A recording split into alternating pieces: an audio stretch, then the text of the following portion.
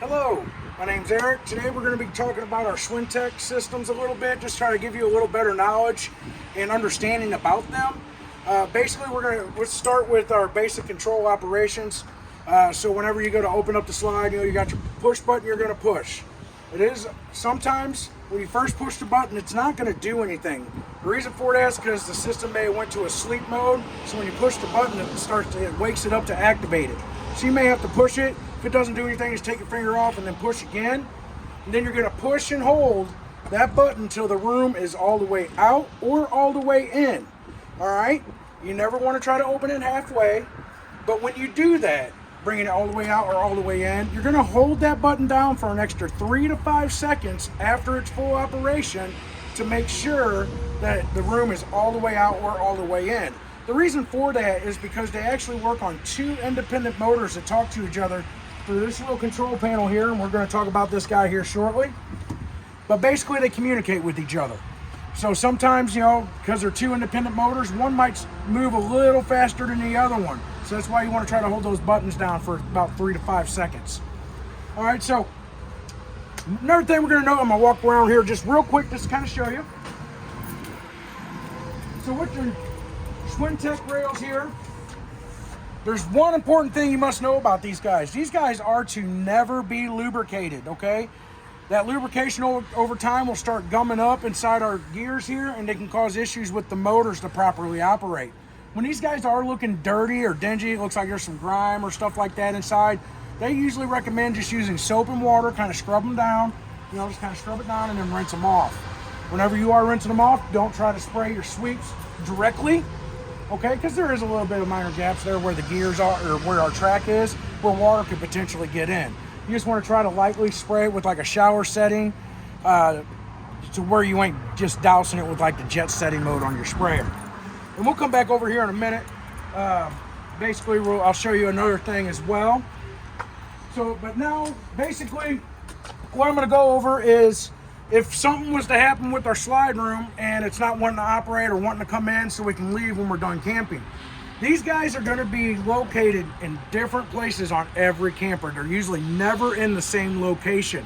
The best recommendation I can do is you will see wires on each side of your slide room, and they kind of go down, and you're just going to try to follow those wires.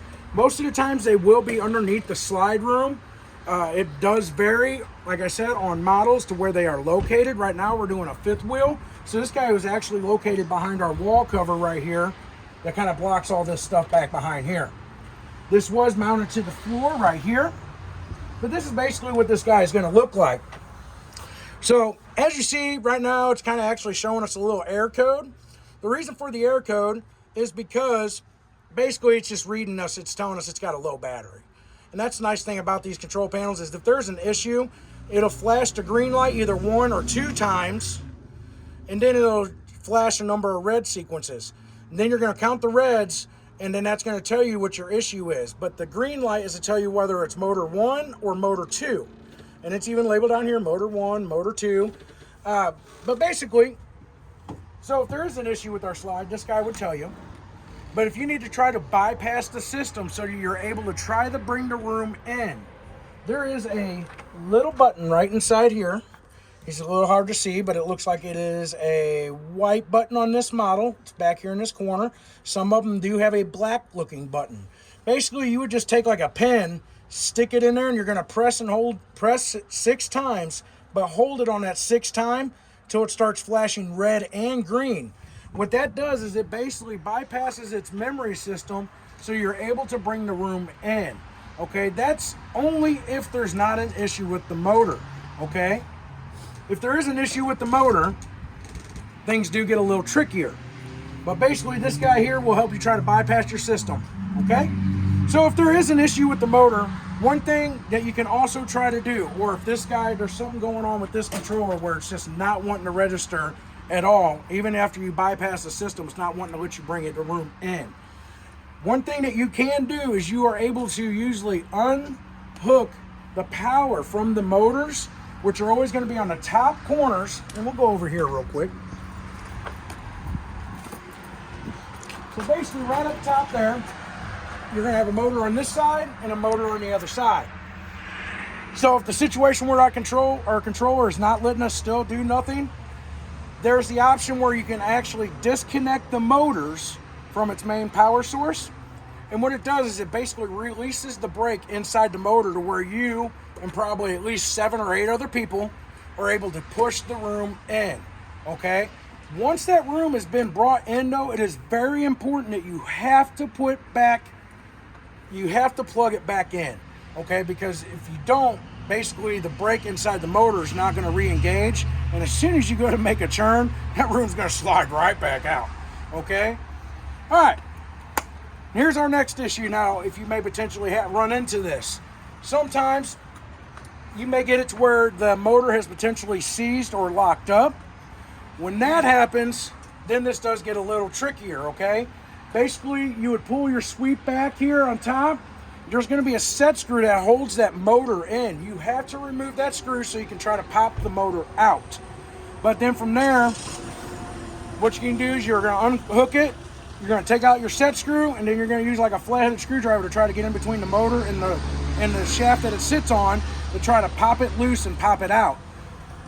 Once those are both popped out, basically there ain't nothing holding this to where you can push it back in. Once again, it is very important that you put that motor back in and hook the power back up to it.